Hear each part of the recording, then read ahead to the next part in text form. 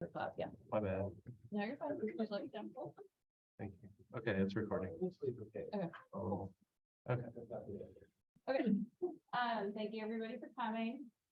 Doug is our presenter. He's gonna talk about our geologic collections in the digital realm. Next month, Monty is gonna be talking about geosteering and Marty is gonna be talking about his, methane project. You'll get calendar invites today or Monday. But before Doug gets started, I wanted to introduce everybody. We have a new employee. Basically, stand up. This is Jason Millington. He is a new geologist at the Earl. He's working on our Save America's Treasures project, describing all of our mineral cores. There you go. And before coming to us, he was a lecturer at Guilford College in North Carolina and has a lot of experience with remediation and everything. So welcome.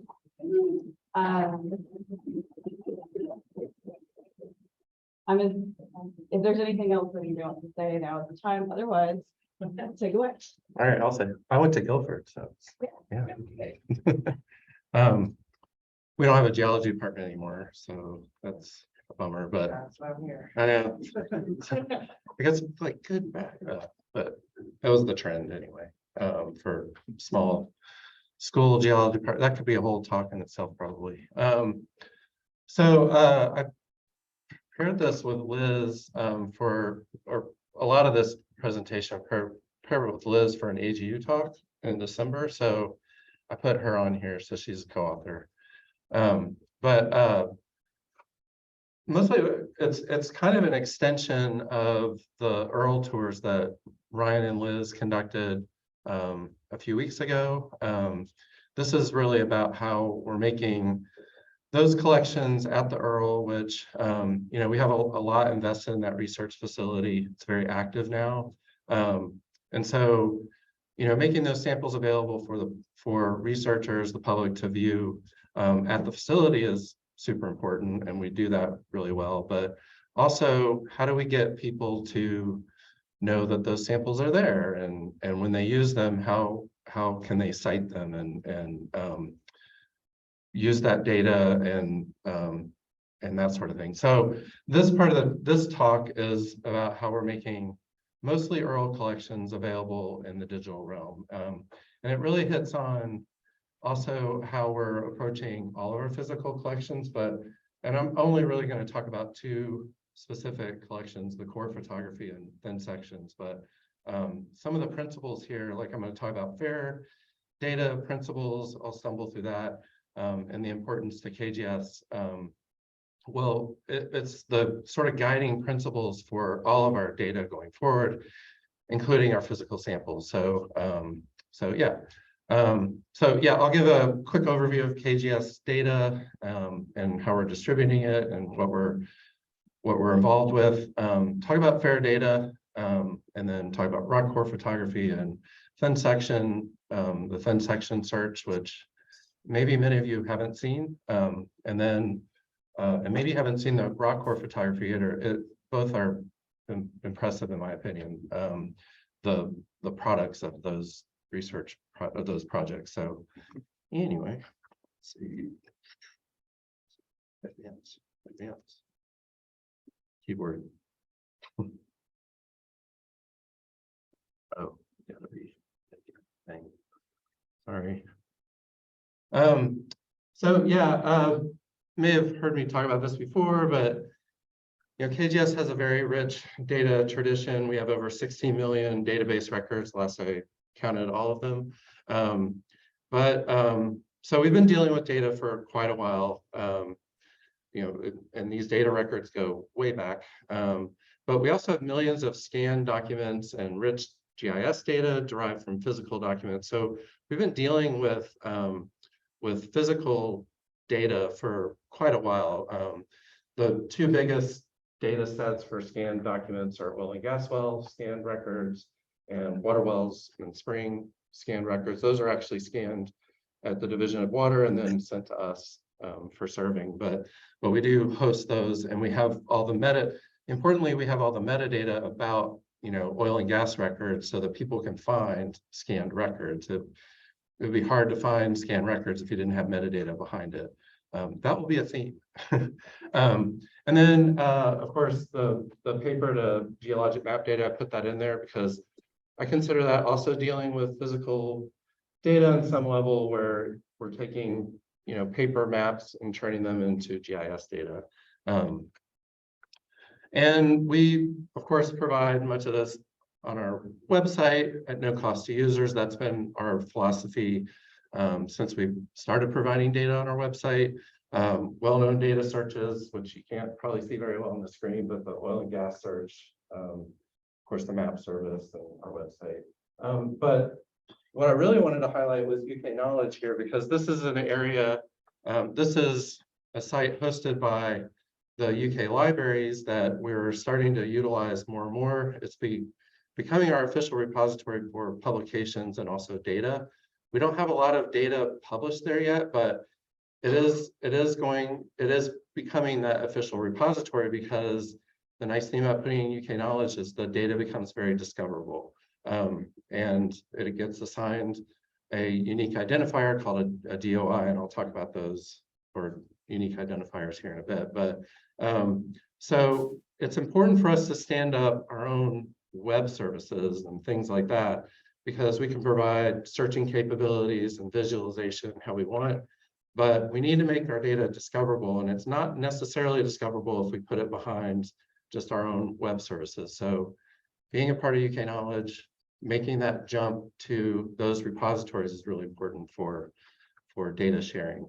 Yes, this hits on physical collections because this is the foundation behind finding all those. So that's why I'm talking about it. And we also participate in national and international efforts for data dissemination. Some are more laborious than others. Some, they just consume our services, like One Geology, we just stand up a service and it sort of consumes it, although last time I checked, it was hard to find anyway. But we are participating in things like One Geology. USGS Recycle is the repository for our data sets when we do things like data preservation, and we have to publish data as required by that program. Now I will say, Recycle is fairly laborious. We have to provide them spreadsheets or XML files on like a year or whatever basis we want, but it's yearly because of the grant program.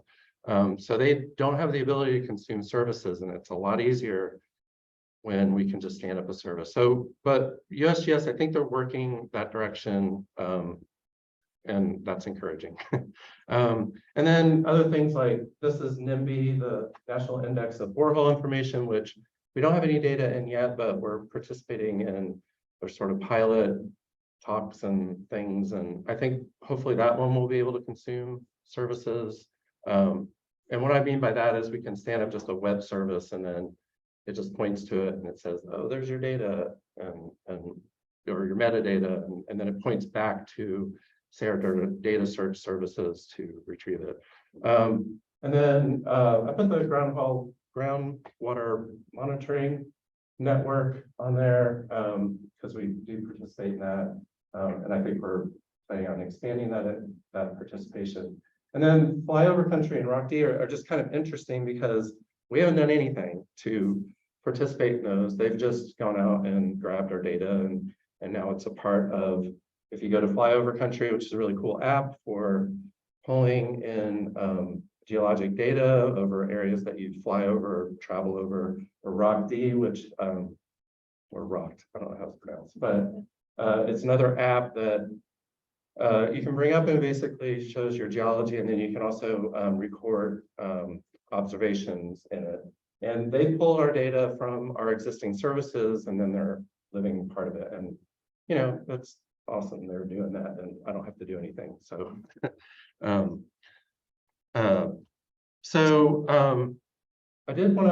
wanted to step back and talk a little bit about fair data principles, because all this stuff, you know, being a part of these repositories, the way that we're handling data, the things that we're doing to data, particularly new data sets like our physical collections, we are striving to adhere to what are called fair data principles, where Data is findable, accessible, interoperable, and reusable, and I'll go through these in a minute. And this was a concept, these principles were developed out of this paper in 2016, which is actually a really good read. I encourage people to check it out because it's very readable, which is part of fair data, is making data very accessible and readable, but human readable along with machine readable. But this group of scientists and organizations and users of data got together and said, we have an issue because a lot of people, KGS, I'm just kidding, we're part of, we're putting out data, but we're not following, schemas, and we're not making that data super accessible to machines. And we have this sort of rise of machines that are able to read data, and they're having trouble reading these data sets. And then researchers are having trouble reusing these data sets because they didn't know where the origin was, and there's no metadata attached with them. So this group got together and came up with fair data principles, and this was like 2016. And I can tell you that since then it's been really nice because you now have this set of guidelines or principles for producing and then getting data out there, and how to reuse it, and how to do metadata and that sort of thing. I will say FAIR isn't, they aren't schemas. They're just guidelines for creating things like schemas and things like that. But so I'll just run through these really quick. Again, this relates to physical samples because going forward, and what we've been doing is trying to follow fair data principles for our samples, which is really important because we want people to use them. But so data is findable. It has to, one of the principles is having a unique and persistent identifier. This isn't, our made up record number, although you could argue that was an identifier, but it's probable that's going to be repeated somewhere, that number. So it's usually some alphanumeric number or URL, or URI type thing. So assigning data at any level. So it could be at the parent level, you can assign identifiers to all the children, however you want to do it, but it has to have some identifier, and then the metadata associated with that data needs to contain that identifier so you can get back to the data. And then registering that identifier, registering that metadata in some searchable resource. So this would be like UK Knowledge, or the USGS National Data Catalog, or this thing called CSAR, which I'll talk about in a sec. And what that does is it makes it discoverable. If you do some, you can go to those repositories and search for it, but also hopefully Google has picked it up, or some other searching index. So data is accessible. So the metadata and data are always available and obtainable, understandable to humans and machines. So you're distributing your data in such a way that if somebody has access to it, and that's important, it doesn't mean it's open. It doesn't mean it's always, available for everyone. It can be behind some firewall or regulation or something. But the metadata about that data is open. I think there's somebody needs to mute, I think, on your thing. I see Rachel like. Unless you have a question. I think I can mute everybody.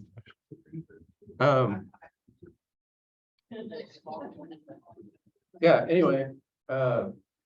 Yeah, so a lot of people think accessible means that data is just open and freely to use, and that's not what it means. It means that if you have access to it, that data is readable by machines and readable by humans. So you can have restricted access.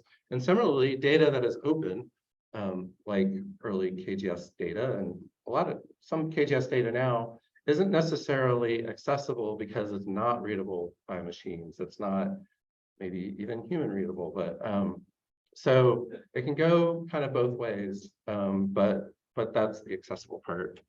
And then interoperable sort of goes along lines with accessible, but you can integrate this data with other data of same, you have similar schemas, and you're using keywords that are community accepted, and that sort of thing. So this is a really good site. The EU requires all data to be fair, and they have a really good website about, you can't see that, but about acceptable and recommended formats for data. So if you're interested in this, this is a really good resource that, text files are good.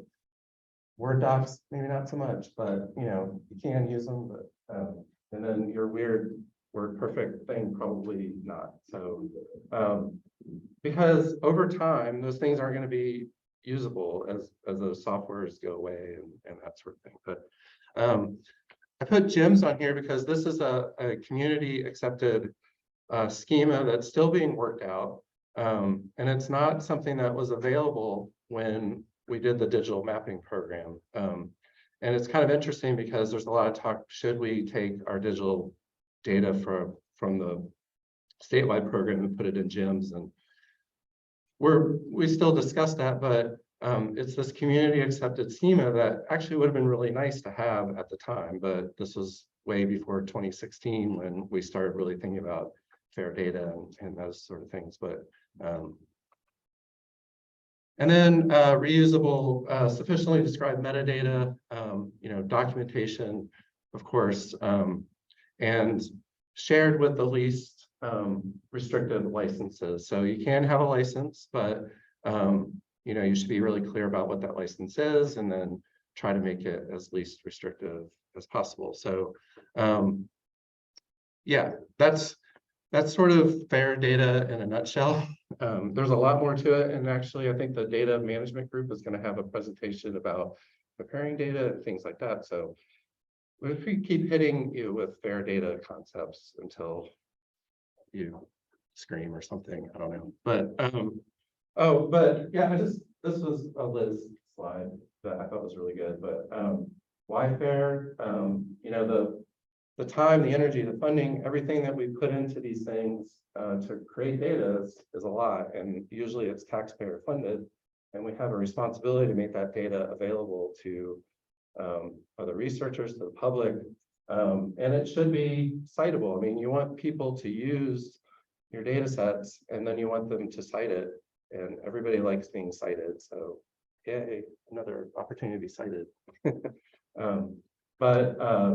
And then reusable. So, we all took the research integrity training, and having data that's fair kind of reaches that goal of, better research ethics and that sort of thing. But also just the efficiency of not duplicating efforts, giving credit, building trust, and also now it's becoming a requirement for many funding and publication requirements and things like that. So you have to do it. So you might as well embrace it. And so when we provide our data in a fair way, so when we assign DOIs and unique identifiers to our data and researchers come and use it, it makes their lives a lot better for those researchers to be able to integrate that, use that data in their research, and publish it and that sort of thing. So that's partly why we're doing it. It's also, we're just part of the community and want to do this. But okay, so that's my fair data soapbox. Really, this presentation would have been like 10 minutes, but I didn't do that. So that's why. But it's just, when I did this at AGU, I was talking with Liz, and I was like, I should really talk about this, or somebody should talk about this. So I picked myself. But so now the fun stuff. So we've had a rock core photography project since 2019. This is really the first big foray in making our physical samples available in the digital realm. We've had a rock core search, where you could search for rock core or samples or any of that sort of thing for quite a while, but we haven't made the actual, what does it look like, available online, through a search interface. So we started a rock core photography project. This was mostly funded by the Institute of Museum and Library Sciences with a very large grant, which was awesome. We were able to hire Natalie and a lot of other people to work on this. But as we're not only photographing the core, and if you went to the Earl, you saw the whole setup and everything, but we're also entering metadata about that core. We've hired geologists to record basic lithology, and this has actually gotten more mature over time as we've learned more. We're not doing a full-on rock core description, but we are recording basic lithology, and it's been pretty rich data. And all of that is entered in the KGS database and searchable and that sort of thing. So we do the photography. This is the setup. If you've been out there, you've seen it. But Natalie takes both a dry and a wet photo. And so you can see the features that come out when you have a wet core. And yeah, so and then we make the photos available online through our searchable web interface. This is an animation of it, which it's hard to see on the screen maybe, but I'm searching for core. This brings up the metadata record, which I'll talk about in a second. And then you can read what it has as lithology, and then the core photos, and then you can open the core photo, and you can also download that core photo. So we store these in a system called Resource Space, and you're able to, once you have a photo or photos you're interested in, you can download the original TIFF file or a JPEG or whatever you want. And then you can call us and come look at it, but at least you have both the dry and the wet photo to look at online. And we're still working through, it works pretty well, but we get new requests for features and that sort of thing. So if you ever see anything, hey, I want to search by this, we can see what we can do. You can search by lithology, you can search by what's called secondary lithology, which again, but yeah. So we have like almost 3,000 core. So we've done 271 cores. So it's about 10% or so since the last check. So so we have a long way to go. But I think the cores that we've done, the cores that were selected were very popular cores, very significant cores. So they are working through this in a very systematic, but also a thoughtful way of choosing the cores that we photograph and that sort of thing. But the numbers are impressive. I mean, it's, almost 17,000 core boxes and 195,000 feet of core. So this is just the number of searches that have been done since the search page was up with the core photos since 2019 or something. So just stats that, yeah, that's exciting. I should say it wasn't only Institute of Museum and Library Science, but also USGS data preservation. And now we have a new program from the National Park Service called Saving America's Treasures. That was Save America's Treasures. That is funding more core photography. So we're keeping it going. Liz is keeping it going. I'm just saying yes, but so one of the things that we do with the core, back to the fair data thing, is assign it and what's called an IGSN number. This is that unique, it provides a unique identifier, persistent identifier for that rock core. We now do it at the core level. We don't do it at the box level, I don't think. Yeah, but we could have done it at the box level, but that would have been a lot of numbers and maybe unnecessary, because you can get to the box you want pretty easily if you have the core that you're interested in. But yeah, so this is this example of trying to make this data fair by assigning a unique identifier, and then being a part of a community, registering it with this thing called geosamples.org. That's a metadata record from geosamples.org. So it's discoverable, excuse me, outside of KGS web services. And then just kind of this was this was a requirement of the IMLS, the Museum of Library Sciences program, was to have a final report. And so we thought, well, wouldn't we need to have a story map that people could use to visualize a core and where they come from? And it also, the story map also goes through the process of how we create, how we do the core photography and that sort of thing. But also we have this 3D visualization of two boreholes, and it's got, so it shows, you can go, I'm sorry, it's going through it kind of quick, but you can go down through the core, click on it, you can kind of see what core boxes come from those levels and or those layers. And really kind of the takeaway is that core is usually not some continuous cylinder through the earth, that it's, you know, in segments. And, you know, that's what you get when you're looking at a core box. But it was also fun to do. And then we have all the core, not all of these have just two of them have the 3D thing. But one of my goals, I don't know, it's not a goal, it's, I don't know, it's a thing, is to make all of them 3D viewable like that. But those two took a lot of time. So I probably could automate it somehow, but I haven't figured that out yet, or tried anyway. So check out the story map if you haven't, because it's fun to go through. And if you have anybody who's interested in core, it is really good for visualizing like how a core does its thing.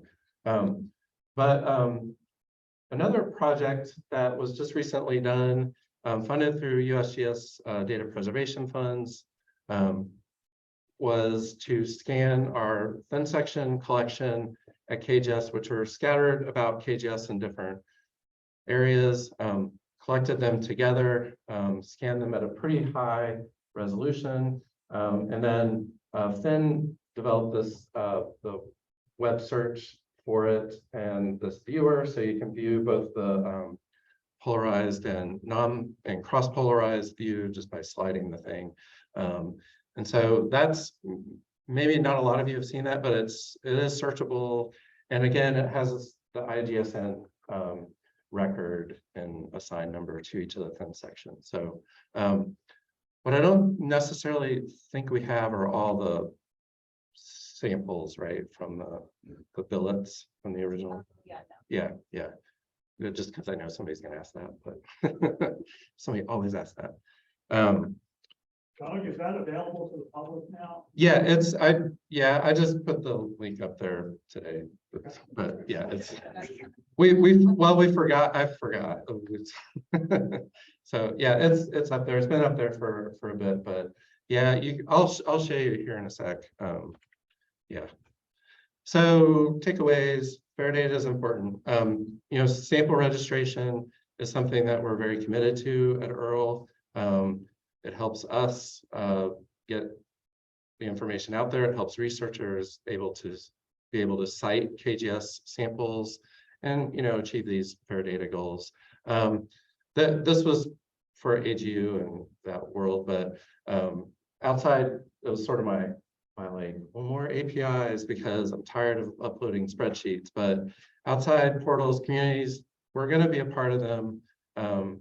You know, there's funding requirements, but also it's just being good stewards.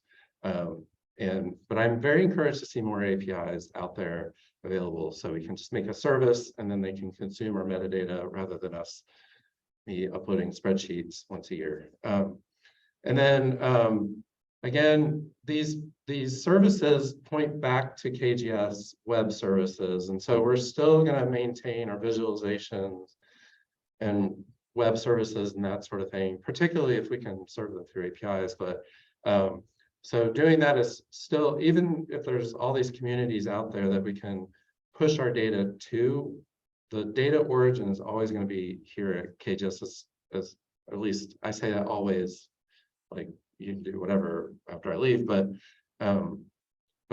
yeah, so yeah, some future work. Obviously we have a lot of core photography left to do.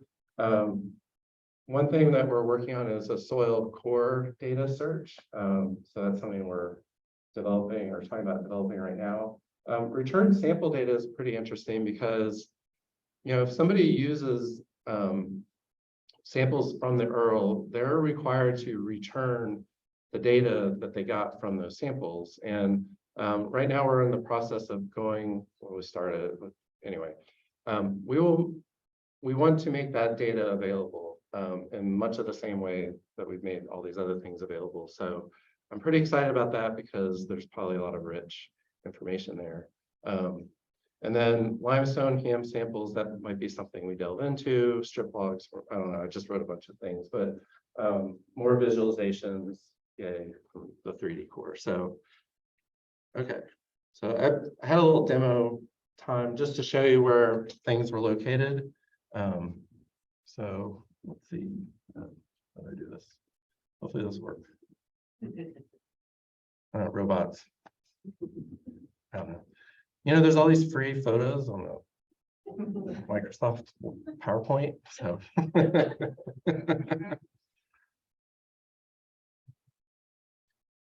yay, internet. Let's see. Let me do this.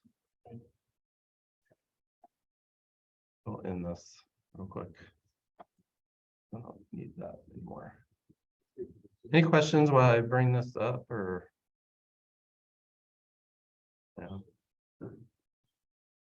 Yeah. What sort of level of activity can we expect from people checking out samples and doing research on them and bringing them back? It isn't really a service that we've been able to offer under previous management out there. Is there like a market for that? Are we expecting a lot of that? Is that like a thing? For people coming and taking samples from the cuttings or other things and then bringing us back the results of whatever research they did with those? Is that something that happens with other surveys? How much of that activity are we expecting once that service is available? That's standard for other projects. Request that they get a copy of the application.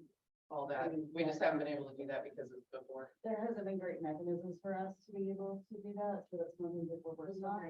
What kind of And then, level of interest we have once our state Yeah. offers that, it's so pretty standard. one recent example, there's reports that were pulled for sampling, and the sampling intervals were very close, or close to the same of other people. You could tell it already sampled. Yeah. So there's no idea that like.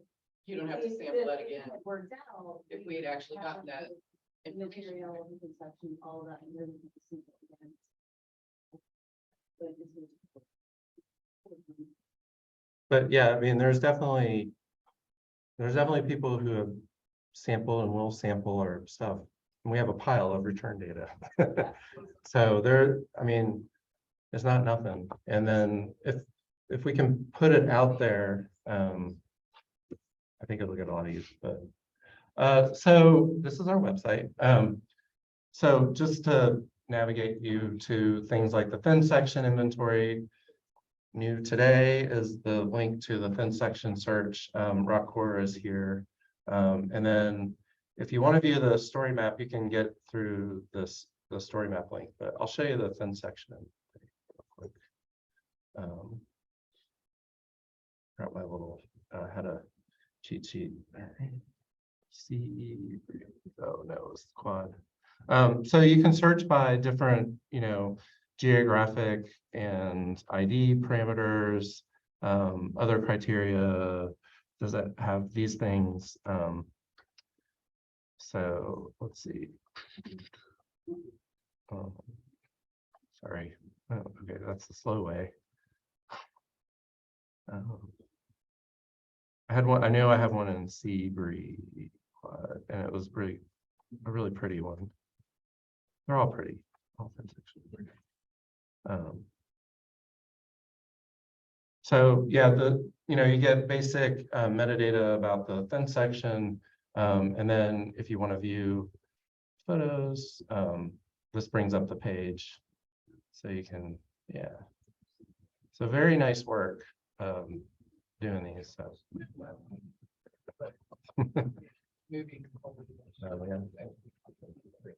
But yeah, that was all. Yeah, Natalie. Yeah, and Finn did the viewer. So yay. Very impressive. So yeah, check it out. Spread the word. that sort of thing. So you can also get to it here. This is the sort of geode world, but it's also here. And then rock core inventory is here. So was there a question? Jason? Make a suggestion. Yeah. Expand this out to a bunch of photography and neurology questions. Because I know that you always look for like assignments to digital slides. Now. Oh, yeah, yeah. Think about like, what's the depositional environment change along the length of the sport through looking at this section. Get that to this assignment. Oh, yeah, that's good. Yeah. All right. Thank you, Jason. Yeah. Now that we have a link, we can. Yeah, this is the core photography. Yeah, this is really hard for me to see. Oh, I had a number in mind. I had cool stuff, but same deal. This is bringing back all of the cores that have been photographed, but so it may take a second. But so here you can view the core report. I'll open a new window because it's faster. So this one, this is part of this. I was hoping to bring one up that had lithology, but as we were working through this, it was sort of a work in progress to add lithology and also secondary feature descriptions and things like that. So this one's probably an early one that doesn't have that, but the ones that do will list that out, and then that lithology is also searchable along with the secondary structures. And I forgot my little cheat sheet that had it. Oh, yeah. 5151 should be online. 51. Isn't that the name of an album of some sort? Maybe 5148. 2112 is a rush hour. Oh, right. I bet that one works too. That's the latest one. Okay.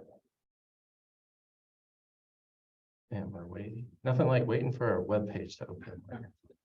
Okay. Yeah. So. Huh? I thought the pictures were. Okay. Well, you're getting both. Yeah. Yeah. So we have this basic lithology descriptions, and then there's secondary. So. Oh, there's some. Yeah. So like fractures and bugginess and things like that. So so yeah, tell your friends, your professor friends, and whoever. I don't know. Yeah. So that's all I had. Do you have any more questions or something? Uh-oh. Oh, good. So like, to use an analogy here, like Aster, like satellite data, like this like the Aster team and came up with the data, and put out all the tiles, right? And a bunch of people cited that work in GIS science and stuff, trying to figure out like methods, how to define it as a part of data, and yada yada, right? It was like whole GI science group. And then some website, like one of these third-party APIs called GDEM, took all those and like pre-processed them for us, filled all the sinks, smoothed it, made it easy for knuckle dragging geomorphologists like myself to go to their website, download any part of the world that I want and use that in study. But when I do that, I cite GD. Nobody from the geomorph community ever goes back and cites the master, right? So there's like this layer of like data citation loss, and also like you don't know how many views you're getting and things like that. And I completely agree, it's good to have it out there on these platforms, but I do worry how do you compensate for that or get metrics out? University's metrics driven is what I'm getting at. So like, how are we protecting ourselves? So there's a lot of discussion about exactly what you're talking about right now in this community. And one way that they're talking about helping that is where you have your core has an IGSN, but any subset has an IGSN, and then you can group them. So whether they're, that way you have, okay, I have a research project and I took these samples and they have my IGSN, but then I'm also using data from this other person and their research project, the IGSN that they have documented. And I can group them together and get an IGSN for that group. And that way you're at least keeping provenance of what the data is coming from, and within that, you're having, okay, this is the original researches for that data, this is all the metadata for that sample, and anything associated with it. So it's all about making connections between you have your research, you have publications, you have your data, you have your samples, you have your stuff. How do you connect all of that? You do that because you make it apart. So somebody's using rock B, wherever that was, Mhm. and they use data from that, and they cite rock B, that feeds back to you guys now. That I Well- don't know the way that they have it set up now, but the vision of what people are trying to do is using these are gonna to be able to do that. They do cite us in Rock D, I will say that. But whether, Drew, did you have an answer on this? I was just going to mention, there's a lot of economics, geologic maps, which is the same issue where you can cite the compilation. Mhm.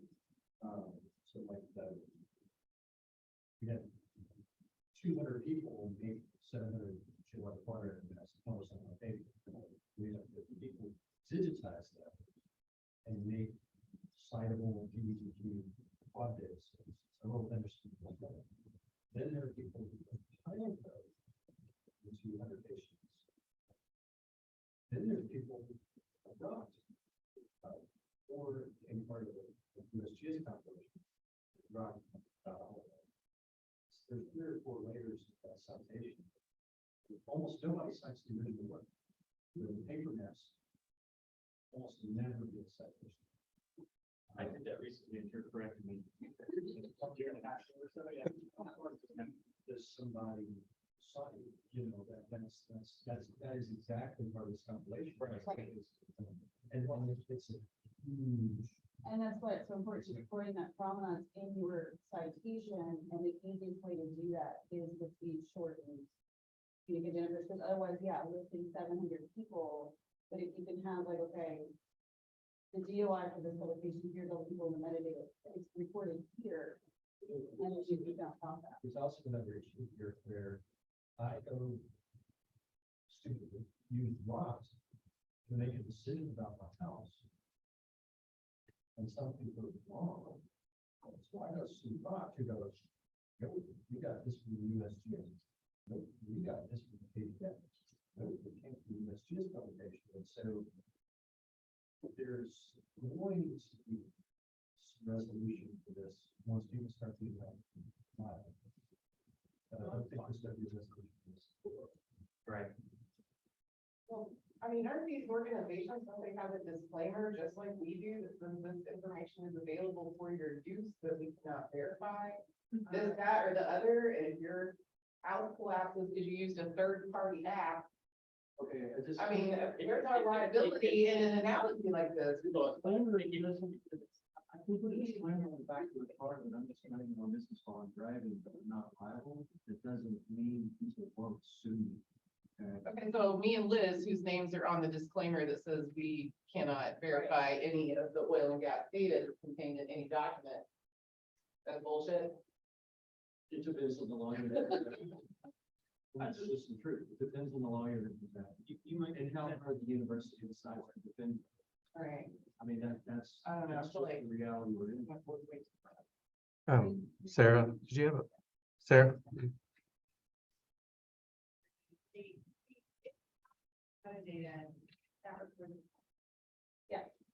Yeah, I think, I mean, from our, yes, all these things exist and people borrow, people have been scraping the oil and gas data forever.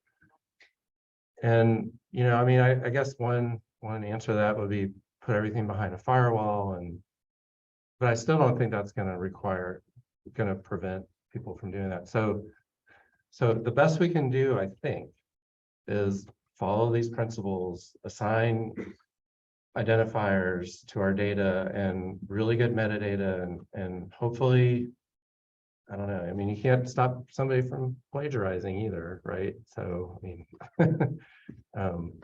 but the best you can do is have your data at least in good enough shape that it can be cited and go from there, I guess. But that's my philosophy at least, but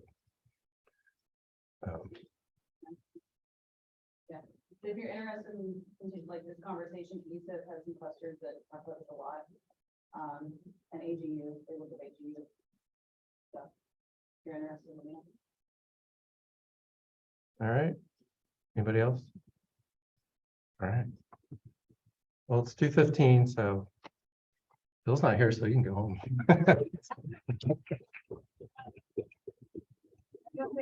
Introduce Anthony a few times, but for anybody that hasn't met Anthony yet, this is Anthony. He is out at Earl too. He is working in our records room, creating our Rockford documents and, helping to do everything. He's amazing and he's got a little background. Thank you for introducing our employees. Do that. I know. I